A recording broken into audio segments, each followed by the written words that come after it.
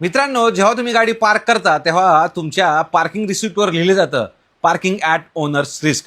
पण याचा तुम्हाला अर्थ माहिती आहे का? तुमच्या गाडीची जबाबदारी त्यांची नसून तुमचे पैसे देऊन सुद्धा. Indian contract act 1872. जर पार्किंगचे पैसे तुम्ही पे केलेले असतील तर मित्रांनो, नुसतं पार्किंग ॲट ओनर रिस्क म्हणून चालत नाही.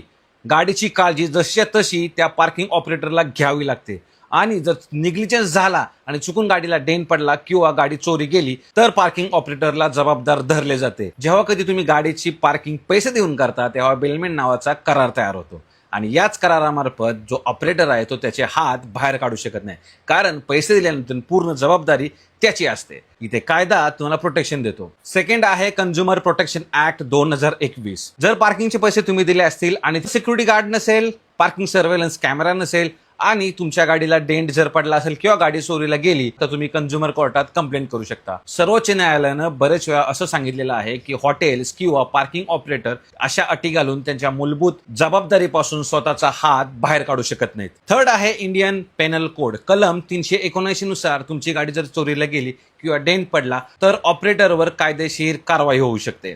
मित्रांनो, यासाठी तुम्हाला करायचे काय? तुम्ही जेव्हा कधी रिसिप्ट घ्याल ती सांभाळून ठेवायची. पेमेंट शक्यतो डिजिटल असावे. जिथे तुम्ही पार्क केलेले आहे तिथला मित्रांनो स्वतःच्या मोबाईलमध्ये फोटो काढून ठेवा. तो एक डिजिटल पुरावा सुद्धा होतो. तर मित्रांनो, ही इन्फॉर्मेशन कशी वाटली नक्की सांगा आणि प्रत्येक बाईक आणि कार ओनरला ही इन्फॉर्मेशन शेअर करा, कारण तुमची सेफ्टी खूप इम्पॉर्टंट आहे. धन्यवाद. जय महाराष्ट्र.